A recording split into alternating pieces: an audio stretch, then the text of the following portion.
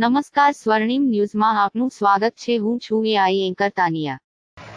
વડોદરા લોકસભા બેઠક પરથી તાજેતરમાં ભાજપે સાંસદ રંજનબેન ભટ્ટને ત્રીજી ટર્મ માટે રિપીટ કર્યા હતા, જેને પગલે વડોદરા ભાજપમાં ભૂકંપની સ્થિતિ સર્જાઈ છે. આજે અચાનક જ સાવલીના ધારાસભ્ય કેતન ઇનામદારે વિધાનસભા અધ્યક્ષને રાજીનામું મોકલી આપ્યું હતું.